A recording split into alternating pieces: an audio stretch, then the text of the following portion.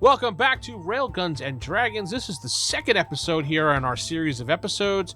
I am your host, DM Vince. Sitting alongside me is my co-host, Rob. Hello, everyone out there. How are you today, Rob? I'm excellent. Excellent, and I'm excited to talk about all of the stuff we have planned today.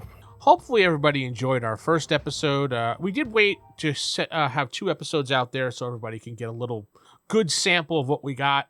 So hopefully by this point people were like, wow, this podcast is awesome. We can't wait till episode 3, right? I can't wait. Me too. Because we got a lot of stuff planned. Rob and I were sitting here discussing what we want to do, and we're going to do like a slow burn on some of this stuff and really, get in there and dive into it. It's going to be fun.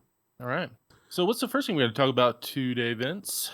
Well, we decided that each week that when we start the show, other than our boring introductions and us talking about us, we're going to have a gaming idea seed of the week. Now, the gaming idea seed of the week is going to be something completely random that we come up with, and then we're going to explore that idea and try to figure out ways of how it could fit into your campaign, or maybe it's a way to start up a campaign for you. It's basically you take the idea, we're going to plant the seed, you're going to take it and listen to us and water it and do whatever you want with it after that. All right, sounds good to me. So I came up with this week kind of a traditional little idea for a campaign about a dragon threatening a village. Now, we were discussing before the podcast how we were going to handle this, and Rob came up with some pretty cool ideas. And the reason why I'm stressing village is because, and Rob pointed this out, now if I were talking about a city, this dragon would be threatening a city, chances are there's probably going to be some type of knights or adventurers definitely in this large city that's going to just take care of this dragon. A dragon that's threatening is traditionally going to threaten a village where there's not going to be many guards or protection. Sure, they'll have their guards or whatever, but they're not going to have adventurers and knights until your little party stumbles upon this village needing help. So, Rob, you had some good points about this dragon to discuss before we get into how he's threatening, so... Well, I think the just very presence of the dragon. Now, if it's like one of those good aligned dragons, then of course the village will probably have some sort of positive or hands-off relationship. But what if it was a more neutral, or like we're not neutral, but selfish or evil dragon, right? But the dragon hasn't attacked the village yet. Okay. Mm-hmm. So one of the things that the village is going to be concerned about is not drawing the ire of the dragon. True. Okay. Yeah. They don't have huge armies. They don't have anything to really protect them. So what happens if you have a village that is under the shadow of a dragon, but then some adventurers come into town, and these adventurers are going around and they're talking about how they're going to go slay this dragon. But let's say that this dragon is legendary. Let's say that this dragon isn't just some little wormling that just showed up one day. Let's say this dragon has a history going back hundreds of years. All right. And this dragon is known as a force of nature. Do you think the villagers are going to appreciate some adventures coming in and talking about angering that dragon when that dragon has not attacked them yet? Or maybe will never attack them? Well, if the dragon hasn't attacked them or bothered them, they're not really threatening the village at this point. If it's just kind of flowing over the area and being like, hey, yo, this is my territory, be happy I'm protecting you here, then the villagers really wouldn't give a crap about this dragon, other than the fact that, there's the dragon again. Well, that's the thing, though. But you never know what the dragon is going to do, right? So just the presence of the dragon is always going to be a threat. It's sort of like Smaug, right? Think about it. What happened? What was the first thing that Smaug did? Smaug? When he realized that the dwarves were from Lake Town. He said F Lake Town. And he went right for the place to destroy it. And it's the same thing here. If think about it. Now, if the dragon is actively attacking the surrounding area, destroying crops, doing all of this stuff, or just simply constantly manipulating the villagers, constantly, let's say, milking them and forcing them to pay tribute, some sort of tax. Yeah, tribute. Then the villagers might welcome these adventurers. But what if the dragon is just basically said, you're part of my territory, and maybe he does have a little, force a little tribute every once in a while or whatever. But these adventurers, and usually, let's be honest, most adventurers are not going to be these 20th level demigods. They're going to be probably middle of the road. Oh, yeah. Capable, but not ultra powerful. And if you're going against like an ancient dragon, they're going to be something to contend with. And if that dragon wins the fight, that dragon is going to be thinking, who helped these guys? That is the dangerous part. That's the dangerous part. Once the dragon realizes where those adventurers got help, right, in any way, shape, or fashion, that village is going to be wiped off the map, because now the dragon is going to be like, I need to basically make sure there's no reliable help for any adventurers in a wide area around my lair, Yeah. So, yeah. I mean, you see, that's the thing. It's like, can you imagine being an adventurer and the local villagers resisting the idea of you attacking the dragon? Well, because most I have to interrupt and say, if it's my group, they're not going to bother with the dragon unless there's some type of money involved. So chances are they're going to be like, dragon, okay, so. Well, most dragons have treasure hoards.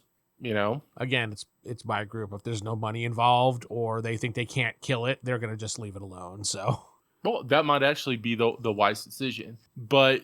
One of the things that could happen is, if the adventurers did like hear rumors of the dragon and all that stuff, because what is the most, badass thing that any adventuring group can do? Slay a dragon. Slay a dragon. Yeah. Right.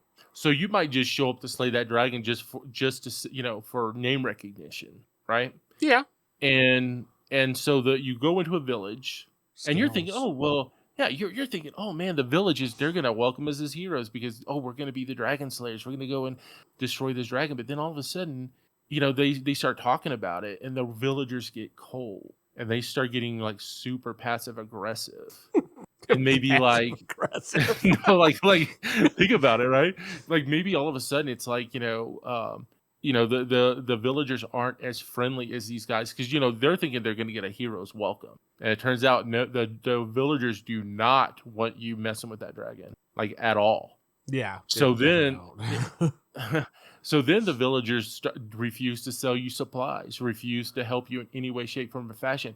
They even tell you if you get hurt fighting the dragon, we are not. If they happen to have a priest or potion, whatever. They're not going to help you. So then what does the adventuring party do? Well, if they're smart, they just walk away. They just walk away. I mean, sure. But come on. How many adventuring parties are that smart? 0. There you go. So matter of fact, the typical adventuring party, if going by history, will all of a sudden be like, oh, well, that means the villagers are in cahoots with the dragon. So that means we got to destroy the village ourselves. I would think that if the villagers were like, no, don't destroy the dragon. I know, at least in my experience from my group that you're kind of learning about now, that 1 or 2 of them would start inquiring why. Why is this dragon so special that you don't want to attack it? Just because it's protecting you? Did, something happen with the dragon? They would start diving into the dragon's history of why this dragon is even here. So. Right. Well, see that right there. So that right there opens up role-playing opportunities. Just finding out what is the real relationship between the village and the dragon, and what does the dragon have over the villagers, the whole 9 yards. That opens up a whole can of worms right there. Yeah. Because you present questions, and any good PC is going to want to know the answer to those questions, and that creates a role-playing opportunity. But if you play it super straight, if you play it dragon evil, must slay dragon, villagers treated like heroes, and that's it, and there's no other layers, then you're just going to have the pretty much typical encounter, and you move on. You'll either survive the fight or you won't. But there's not. It's going to be kind of the same scenario. Well, you can also put it. It might be a typical situation, like you said. Dragon attacks the village, or comes and threatens the village, wants tribute. Let's say he threatens the village. He wants tribute. So once a month, he'll show up, land in the village, and said, "I demand my tribute." And the villagers kindly give him this tribute. And, the player characters, you and your group come walking into town, and you see this. As good heroes, quote unquote, you're going to be like, what the hell? Why is this dragon, threatening this village? Why are they torturing this village? You're going to start asking questions, and they're going to be like, well, the dragon protects us. Well, then why is he asking for tribute? Well, he wants something, he wants something in return. And what is he protecting? Maybe the dragon's protecting the village for something even bigger because it's part of his territory, like you said before. And maybe the players are just don't bother getting information. And they're just like, you know what? Village, need help. Dragon bad. I must slay. And they go and slay the whatever dragon. And the villagers are like, oh, crap. You killed the dragon? Yeah, well, there's Ivan the Mad, the 20-foot tall Cyclops that has been threatening all the other villages, now is going to be coming to our village. Thanks. And there you go. And the Cyclops is really pissed off because somebody shot him in the eye with an arrow, and he's never forgiven this village. And the only thing that's kept that Cyclops from destroying us all is that dragon.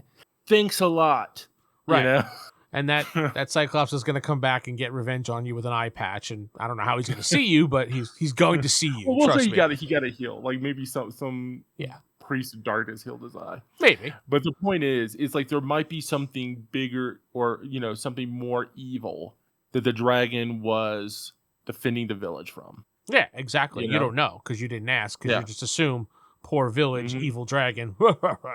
Yep. So it's easy to fall into those type of moral traps. And now some players will just kind of throw their hands up and like, oh, I don't care about any of this crap. It's either like, what are the villagers going to do? Right.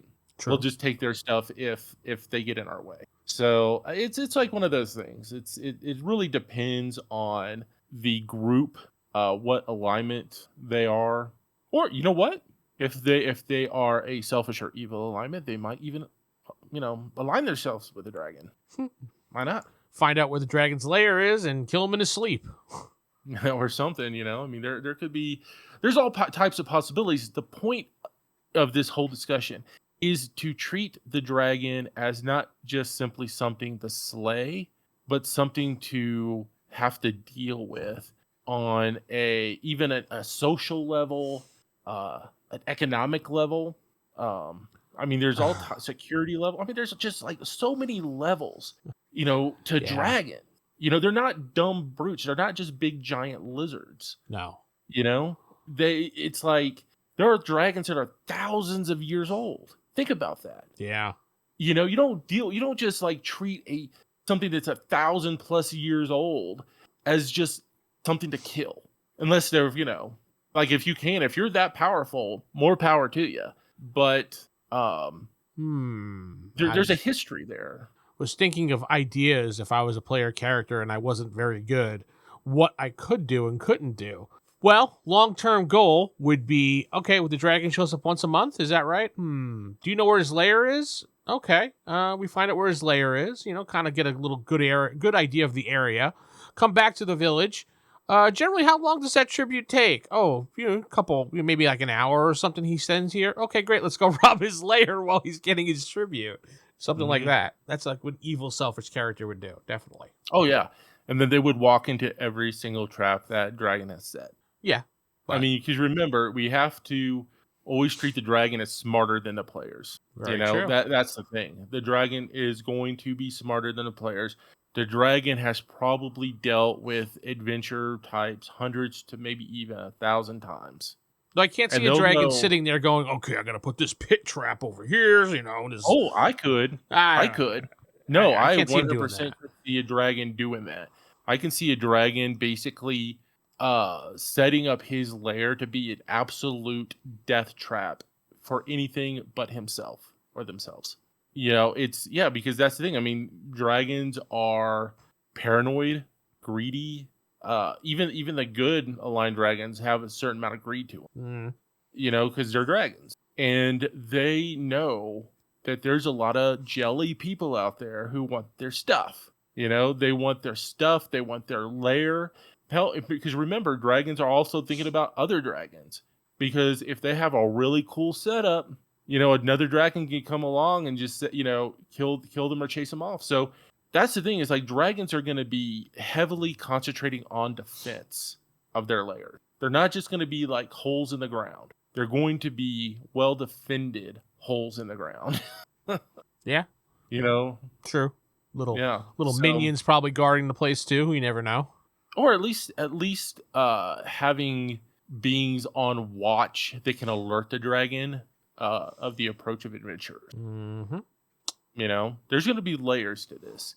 Now you have Smaug, right? So Smaug was, asleep for a long time. Like when he took over the Lonely Mountain, which I think was 50 something years prior. I mean, it was like several decades. Yeah, it was. Mm-hmm. And he was just pretty much napping on that gold the entire time.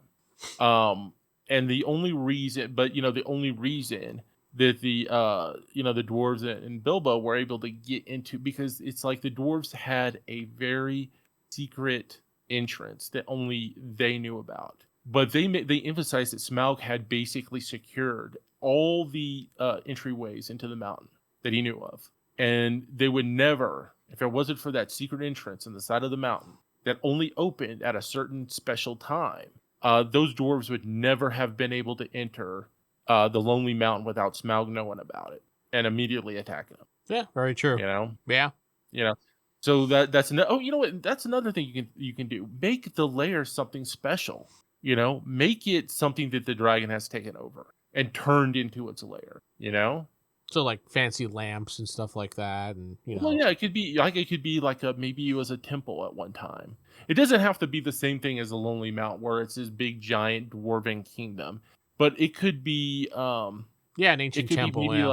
It could be like maybe some ancient temple. It could be maybe like the glittering caves. Like I'm using a lot of Tolkien references. You are today, yeah. Yeah, I know, right? But you think of dragon. Of course, one of the most iconic dragons of all time is Smaug.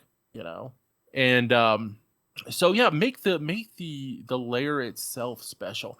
Maybe the adventurers are not going after the dragon to kill the dragon. Maybe the dragon just happens to be sitting on something else, and the dragon is in the way, right? Oh yeah, some sort of power, like the Arkenstone, right?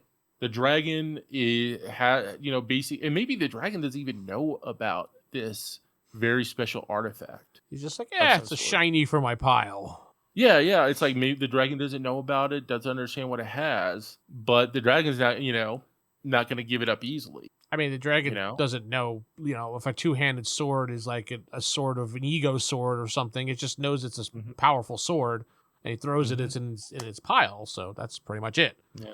So adventurers come along and be like, I want that sword. And he's like, really? Yeah. Well, and if you're playing Palladium, well, one of the weapons, it could be a rune weapon. Yeah, a runic weapon would be perfect. Yeah. Mm-hmm. Yeah. But I think a dragon would be able to sense of something with a rune weapon. So it's a rune weapon under some sort of illusion spell that keeps it safe. Who knows? I mean, it's up to the game master to come up with what the draw is, but it should be a big enough draw that an adventuring party is going to risk the wrath of a dragon. Yeah. Very true. Yeah. What is the risk reward situation here? I think that's the ultimate question. What is the risk versus reward? All right. So we planted that seed. We gave a little plant food for you.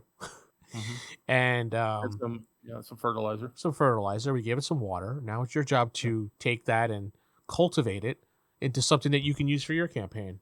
Excellent. And we'll do that every week. Well, every time we do a show, I should say. I keep saying every week, but it's every time we do a show. There we go. All right. Let's move on to our next or our meat of the show, as I want to call it, because this is the sandwich pieces, this is the meat, whatever. So what's our next topic there, Rob? Well, we decided what we're going to do is talk about 3 different OCCs. One magic, one man-at-arms, and one... Well, you mean one maybe divine man-at-arms and then divine. Magic, okay, so we're going to be talking about the mercenary, the priest, and the let's see what else. Mercenary, priest, and the wizard. Okay, so I guess we should start with the priest. You want to start with the priest? Yeah, you said you wanted to start with the priest of light. Yeah. So one of the things that we were kind of discussing is that when we're talking about classes and things of that nature in Palladium, unfortunately, fortunately or unfortunately, however you want to view it, we're going to be having to bring up D&D a little bit, not to put D&D on a pedestal above Palladium, but just to basically be able to make that comparison. Like what makes Palladium unique, or the direction that Palladium took away from the classic ideas that most people are familiar with for Dungeons and Dragons. So example would be the priest. Okay. So in Dungeons and Dragons, the priest is lauded as a tanky character. Yeah. They can wear full plate armor, carry most weapons, and even like, well, if you go into second edition, I know Vince doesn't like that, but if you go into second edition, right, they loosen up, like, they loosen up the rules for weapons. They'll say, well, if it's like Odin, like let's say you worship Odin, you might be able to carry a spear or something like that, right? But the point is that in D&D, clerics are very tanky, and they're very much reminiscent to me of your Templar Knights, your Hospitallers, those like the militant holy orders. Okay. But with Palladium, it's more of a traditional priest. When you look at the powers, now here's and this is powers that are readily available even at first level. All right, that's what's really interesting about the Palladium Priest, is what all they can really do at first level. Right. They look at this healing touch. Okay, the healing touch restores 2d4 hit points or SDC. And this goes into mega damage. Priests can perform the healing touch once every other melee round, but cannot use it on themselves. That's a lot of healing. Yeah. I mean, think about it. If you were in Dungeons and Dragons, you would have to either memorize, let's say, Cure Light Wounds, or if you're using like alternate rules, you could say, well, I can replace like a healing spell with any spell. Like, for instance, I can instead of casting this, swap healing, swap for healing. In this, I'm looking at this. There's no limitation here. You can just keep on healing every other round until think about taking it outside of combat. You just heal somebody until they're healed, and I don't see anything that suggests that they can that there's any limit to that. No, I don't see a limit either, but I would assume that there's some type of cooldown on it other than melee round. I mean, I would probably put a cooldown on it at least.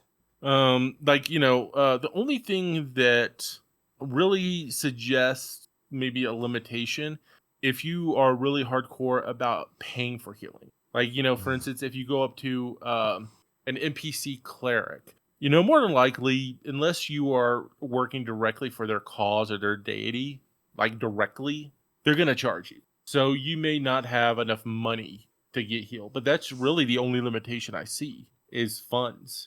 But if it's a PC in your party, you're going to have unlimited amounts of healing. You can do exorcisms. You can do remove curse. Let's see, resurrection. Okay. Let me see if I don't think there's there's like a percentile chance. Okay. Yeah. Let me think about at 5th level. It says the priest has a 10% chance to perform a successful resurrection. All right. Yep. Now there are some. See, that's the thing about Palladium in general.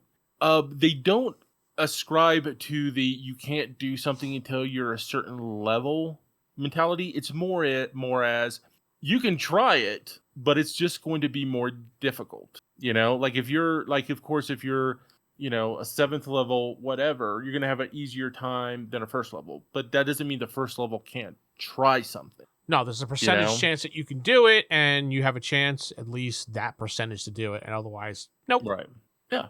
So that is definitely a pretty cool feature, if you ask me. Okay, then you have Turn Dead, which is a very familiar trope there.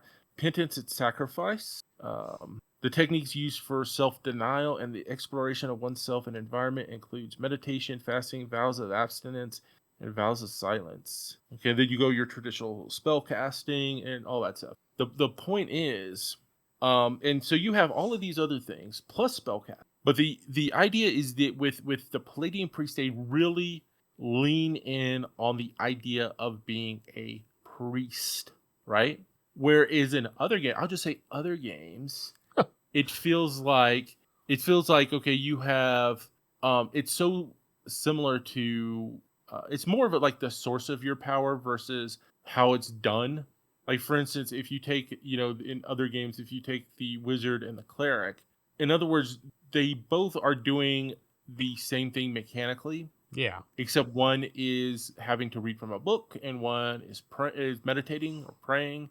But and their flavors, the flavors of the spells are different. But at the end of the day, it's still pretty much kind of the same it's the same mechanic, right? It's just coming from two different sources, and that's pretty much it. There is a big difference in the spell casting when it comes to Palladium versus other games. Yeah, if there you've you go. noticed. There you go. Yeah.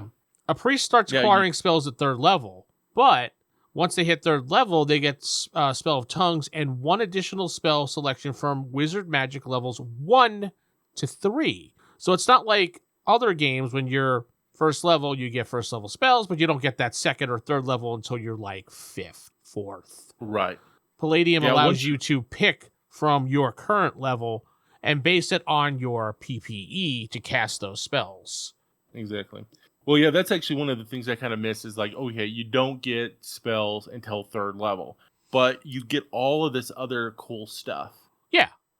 Before that. I mean, hell, just the healing touch alone makes a priest a very valuable member of any party, It's, turn undead, all that kind of stuff. I mean, and you're not that bad. I mean, you can wear soft leather, so it's not like you're running around with your robes and, getting hit left and right, but... Yeah. Well, see, that's the thing. It's like they emphasize the priest while, like the other game, I can wear plate mail armor, and carry around a lot of different types of weapons. This emphasizes more, I think, the almost a real world take on the priest, sans all the superpowers, but you know what I mean, like a medieval type priest you're talking about. Yeah it's like you're not gonna see like if you were like going back in, let's say 1305 and you see a Catholic priest, they're not going to be wearing full plate armor and carrying around a huge giant mace. That's not what they're going to be doing. Okay, but here, they'll say, okay, well, you can wear some light armor, and the idea is like you might know just enough combat stuff to defend yourself, but you are not touted as a frontline combatant or even a potential frontline combatant in this game. But you could train yourself up with the proper skilling to be one of those second line. I want to say second line fighters, because you're not going to be like the traditional cleric in D&D when you're jumping in there right next to the fighter, trading blows at the monster. You're going to be more like stab, step back. Stab, step back. Well, the thing about it is, it's like they do give you an opening to do that. Yeah. They do give you an opening, but there's consequence. So you could theoretically put on the heavy armor, right? But it's going to interfere with your ability big time. Because one of the things in Palladium is like armor interferes with PPE, right? The flow of magic and all that kind of stuff. It's going to interfere with that, right? Not so much in the other game. In the other game, full plate armor, when it comes to divine, it doesn't really affect anything. Yeah, when it comes to so anyway, I just find the flavor that's presented in the Palladium system very intriguing and in a lot of ways kind of refreshing compared to the other game. Yeah. And I think that's one of the reasons the other game came in with all the specialty priests, right? Because after a while, the clerics just started feeling the same, and they a lot of people I think wanted to play authentic priest characters, like actual priests, versus combat tanks that can cast spells. So anyway, that is my take on the priest. Well, of light. Of light. Well, I mean, darkness. It's like they have the same kind of restrictions, and except they're the opposite, they're the other side of the coin. Yeah, they can lay on of, healing, but they can also, take away those points too. Things like that. They can lay on curses and stuff like that, and they're worshiping a dark god as opposed to a god of light. So, like they can animate and command dead. Yeah. So it's kind of like the familiar. evil version of a cleric, but with a lot cooler abilities, other than just be like, "Hey, I'm evil and I could command undead." Yay! Yeah, which that's not the sneeze at. Don't get me wrong. No. I mean, but some guy can basically send zombies and skeletons after you. You're like, okay, guy. I get it. So the next one we're going to talk about is the Mercenary Warrior on page 78. Now, this class is kind of like I want to say, the guy on the side of the street that really wants to have a job. He knows how to hold a sword. He knows how to beat the crap out of someone if he needs to. He can hold his own. He may not be the best at what he does, but he can sure tumble with the best of them. And he loves to just get in there and just beat the hell out of people. Just to be like, kind of like they have a good picture of a giant, like, orcish character standing here on page 79, just standing there, like, with a giant axe, like he's ready to, I don't even know how he could function in that armor, but it's not even armor to begin with, sitting there with the spikes and everything, and the corset on his, belly there with the fur, and his giant axe, and his gauntlets of doom. I like how he has the gauntlets with the skulls on it. It's just great. Yeah. This is very 90s. Oh, yeah, of course, yeah, because they haven't really updated anything since the 90s. So. There's nothing really special about a mercenary other than the fact that they're a sword to hire. You could qualify. This is probably like your basic qualification class. If you've never played the game before, first time sitting down at the table, mercenary fighter would probably be the class for you just to start out. They get some pretty decent abilities to pull punch and to save versus horror factor, and they get some interesting, like, climb walls, scale walls. I would have never thought that for a mercenary, but yeah, if you think about it, what a mercenary is good for doing? Putting them in bulk, attacking a castle, front line, and getting over those walls whatever way possible, and then clear the way for the knights to come in. That's your mercenary fighter, so to speak. Am I wrong, Rob? I mean, that's what it sounds like to me. I mean, a mercenary is going to pretty much do whatever they're paid to do. Right? And so in a lot of ways, mercenaries need to have kind of a broad skill base because they need to kind of be prepared for almost any situation. Okay. Now, one of the things you'll notice about a lot of these men-at-arms classes is the major differences are going to be in, like, the skills, of course. Yeah.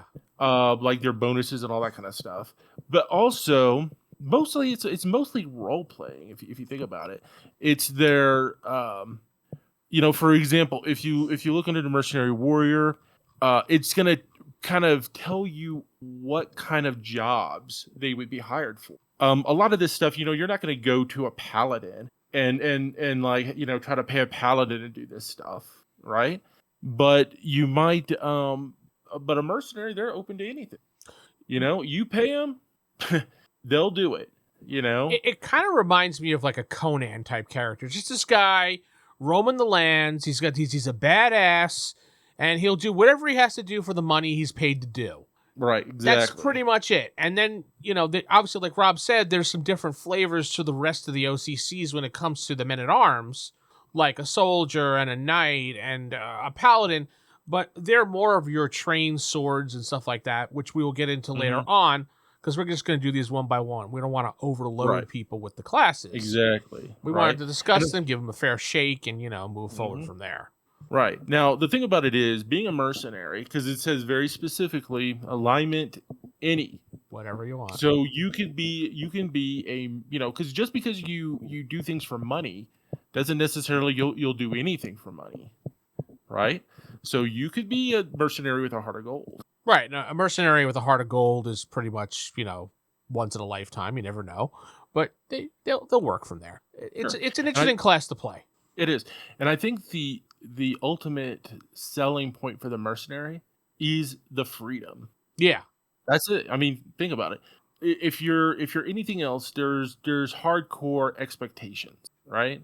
But with a mercenary, well, I mean, you're a mercenary. If you are you're the ultimate free form dancing on the wind guy that's just going wherever the money's taking him. And you can either take or you can leave the money. It's up to you. Yeah. In Western terms, you'd be the hired gun. Yeah, I mean, you can. And here's the thing: is like being a mercenary. If things get too hot for you, well, you might suffer a little reputation, But hey, it's better than being dead, right? That's true. Just walk away. You don't have any strings other than a paycheck. Yeah, your paycheck, your honor, is going to be the number one thing. But if it's like anything else, if the heat gets too much for you, is the coin worth it at that point? Probably not. You're going to be like, I'm out, gone. There we go. And that's what happened with most mercenaries when it came to that stuff. You want what? You want me to go scale that castle? Screw that. I'm out. Gone. That's what they're going to do. Yeah. So, but like I said, you can still. There are always going to be consequences, because even though there's no sort of moral or social obligation, if you piss off an employer, and you leave that employer in a lurch, well, if they survive the encounter, they might decide to either hire other mercenaries to take you out, or you might suffer such a theoretically a loss of reputation, then nobody's going to hire you. Because if you think about it, a mercenary, their reputation is what gets them hired. And if you're somebody who's known for walking away from jobs, well, why would anybody hire you? Yeah, it also depends on what type of mercenary you are. If you're just a hired hand type mercenary and you bail, chances are that the knight or whoever else hired you is going to be like, they ran? Oh, shit. Unless you're like one of those specialty mercenaries, like, Rob the Magnificent mercenary or Vince the Invincible mercenary. They were hired for a specific reason and they're just like, out. Then maybe, like you said, the knight would be like, well, once we get done with this situation, I'm going to make sure to kill those two because they left me in a lurch. Or something like that. Now, here's the thing. There are mercenary companies that could be legendary. And that mercenary company, because remember, it's like, yeah, you could be an individual mercenary, but let's be honest, one mercenary is not what usually people are hiring. No. They're hiring a mercenary army. Unless you're just that damn good, so. Yeah, if you're that, if you're a one-man army, good for you. But for instance, a good example would be the golden from Game of Thrones, the golden or something. They were hired by Cersei Lannister to help defend King's Landing. Yeah. But then they got all slaughtered. Remember? Yeah. Been a while since I watched or read that. So. Yeah, but yeah, there are. Even if you are a mercenary, you could still be part of a mercenary group that is very, especially if they're more towards not necessarily good aligned, but they can still be very sensitive about their reputation. That is also another good point that you bring that up about the whole mercenary group. I was just thinking about that as you were saying that, and I'm like, you know what? That actually is a great idea for a campaign, to be honest. You have a mercenary group of mercenary warriors. Maybe you throw in a priest and you throw in like a wizard or whatever to be part of this mercenary group, and you give them like a hub with missions to do, and kind of like in Star Wars, so to speak, mercenaries in Star Wars, and it'd be a great adventure, to be honest. I'm thinking about that more now. Sure. Well, and the thing about it is most governments, most kings, whatever, they kind of already see groups of adventurers as mercenaries in a lot of ways, right? They're a mercenary group. Usually you can hire a group of adventurers to do whatever, and if you pay them enough money, they're going to do it, right? Now, are they all going to be made up of mercenary like the OCC? Maybe not. Maybe not. But the outside world is going to see them as mercenaries unless a group goes way out of their way to constantly be doing good deeds for the sake of doing good deeds, and they're like, no, citizens, I don't need your gold. I did it just because it makes my heart feel good. Then they'll be seen as heroes. But if they're going around constantly negotiating for pay to do this, to do that, they're pretty much going to be seen as mercenaries. Exactly. So But like I said, it's like the main difference between all of these Man-at-Arms OCCs is not necessarily any type of special powers. It's just about what they're trained in skill-wise, and also the relationship with society. I think that it's a lot of role-playing elements that are emphasized and are the real differences between, let's say, the paladin and the mercenary and the soldier. Those are the differences. Yeah. All right. Or at least the real ones that count. What's our last class for tonight? We were going to talk about the wizard. The pinball wizard? The pinball wizard. He has this little silver ball that he throws, and a little knife comes out. Oh wait, that's a different movie entirely. Wizards. I've never really had anybody play a wizard when it comes to my games. My second character class in Palladium Fantasy was actually the wizard. Really? Mm-hmm.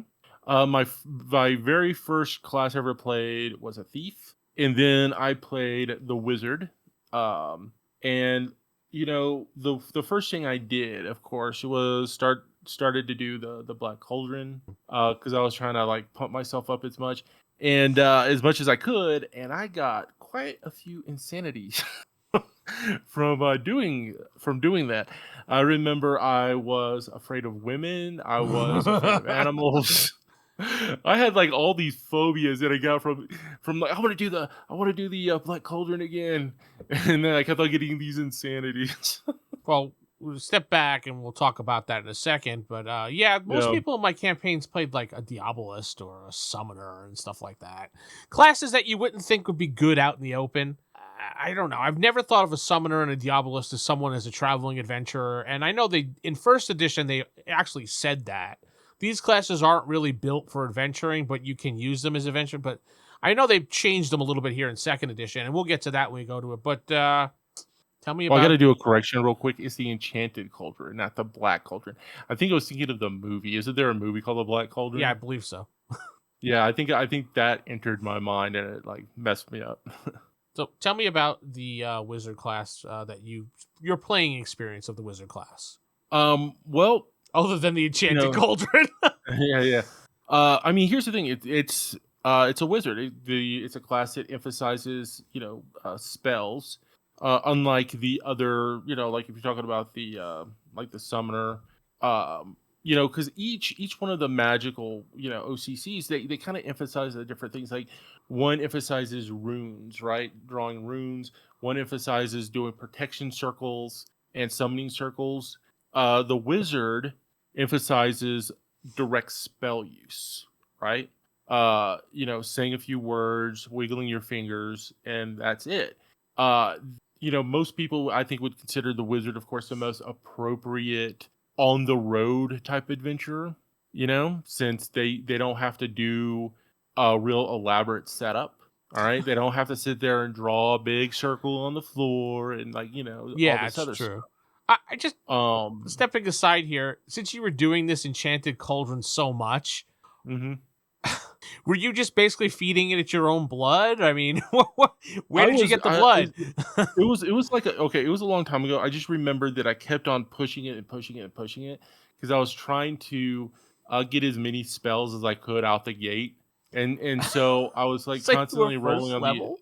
Because I was constantly rolling on the insanity tables. Dude, I just got all of these like crazy phobias and Well, you had a 14. So the Enchanted Cauldron is one of the few components magics in wizardry, and is an exclusive to the Wizard OCC. It is among the most disgusting and dangerous method of gaining spell knowledge. Oh yeah. Many wizards, over 7%, never use the cauldron unless your name is Rob. Then you use it every 5 seconds. And those who try to do it rarely do it more than once or twice, unless you're Rob again and you do it every 5 seconds. So the success ratio is 14% plus 6% per additional level of experience. Now, the reason I was asking is because it says you need a small iron cauldron and 6 pints of fresh human blood. So was your character going out and slaughtering people at night and gathering blood, or was he like constantly draining himself into this cauldron and then eating cookies to make sure he doesn't pass out? You remember that part? I think I was draining my own blood. Oh God. Yeah, because it's like I wasn't really with a group that would just allow me to go out and just murder people. So I think I was using my own blood a lot. Oh God. Like I said, but I paid for it, man. Let me tell you something. Like I said, it's like I couldn't get near horses because I was scared of animals. Talking to girls was just like, it was pretty crazy. And so in him failing, there's another table to roll on, like he was saying, and there is only a 13% chance that you won't get any side effects. The rest of it, affective disorder, a phobia, 2 phobias, 1 obsession, a neurosis, a psychosis. I don't know if I would do that at first level, dude. Hey, man, my only excuse is that I was like, I think 13 or 14 years old. I wasn't thinking responsibly. Okay. It's just like, screw it. I want to do this. It's cool. I want more spells. Right. Exactly. Now, if you're, of course, familiar with riffs, the Leyline Walker has a lot of commonalities with the wizard has a lot of commonalities with the Leyline Walker. Yeah. Right? Mm-hmm. Because that's pretty much what the Leyline Walker is. You see and use ley lines, ley line drifting, ley line rejuvenation. So the wizard emphasizes magical energy manipulation, okay, and ley lines, nexus points, things of that nature. And like I said, it's like you go through each one of the magic, occupational character classes, and they emphasize different aspects of magic. They break it down. It's like a wizard does have some familiarity with circles and things of that nature, but they are not experts. Far from it. Mm-hmm. They know some elementary knowledge, but they are not the summoner. Okay, and the summoner is not the wizard. And they're like building blocks or the shit. So that's the thing. It's like what's great is it's like what kind of magic? Or then you have the warlock, right? Which is not a male witch as much as you think it would be. Yeah. I mean, the warlock is pretty much kind of, to me, the equivalent of a sorcerer in the new Dungeons and Dragons game, right? Because you are now one of the things Vince, remind me of something. I believe you have to be born a warlock. Like, it's not something that you. I believe so, yeah. That you learn. You have to be born a warlock, I believe. Yeah, and the warlock is also, I would say, more of an elementalist than a sorcerer. Well, the warlock is an elementalist. Yeah, they have their relationship with their associated element is very powerful, very. But back to the wizard. There you go. Sorry, we got on that tangent. Yeah, it's fine. But the point is the wizard emphasizes a certain flavor of magic that the other magic OCCs just don't compare. And most people would tell you that the wizard is probably the most appropriate, and maybe probably the warlock as well, the most appropriate adventurer class. Yeah. Summoners and Diabolists can be adventurers, and I know people have argued in forums about how they can be useful in battle. When we get to those classes, we'll talk more about that, because I don't fully agree with what they say. But again, that's my opinion on this, and we'll get to that. And of course, my opinion may not match your opinion, and that's the whole good thing about these, because we could sit there and talk about it, and you could scream all you want at the podcast device you're listening in, and we won't hear you. Excellent. Until you write an email to yell at us. So, all right. So, have I missed anything on the wizard?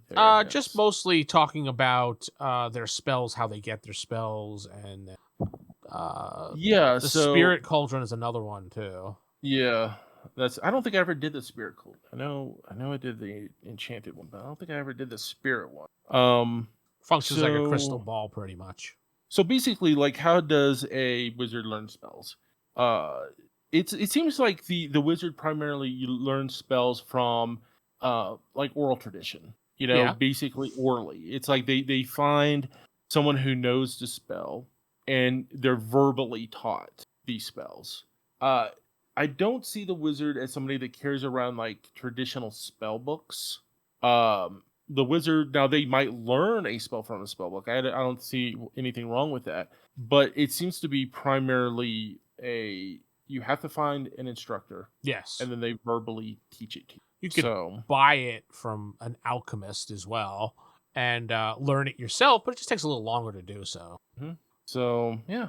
So, like I said, the wizard is a great class to play for people who want to play a more straightforward magic using class. Yeah, it's an easier class out of all of them to learn and play, I would think. Because the Summoner has a bunch of stuff you need to learn. The Diabolist has also a learning curve, so I would stick with the wizard if you're going to play that time. It's like the mistake is, like, if you're playing riffs, instead of playing the Leyline Walker, you immediately want to play a Techno Wizard, and you've never played the game before. I mean, it sounds cool, but you're probably not going to do well with that class. So yeah, if you want to say I cast Fireball, this is the either this or Warlock or Magic Missile into the Darkness. There you go. All right. So anyway, that's going to wrap up the show for this week. Hopefully you've enjoyed our discussion on these things, and give us some feedback. Head over to railgunsanddragons.com, and that's end in there is AND.com.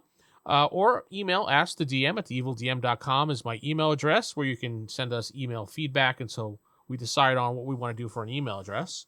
But you can head over there and you can comment on the blog as much as you want, and under the shows, and give us some ideas, or send us an email, or find us somewhere on the interwebs. I'm sure you'll find us somewhere where this show has been dropped. I'll try to drop it on the Reddit, because there's a big Palladium group there on Reddit, and usually that's some decent feedback. So yeah, we'll put it there. Other than that, just send us your questions, your character ideas, things you want us to cover in the future. Send in stories of your character, how your experiences with these classes were, or future classes, or monsters. Or send us in an idea of the week that you want us to talk about. Any one of those things would be fun to talk about. So I guess that's it, Rob. Excellent. Yeah. I look forward to talking to you guys again in the future. Absolutely. This is Vince for Rob saying good night, everybody.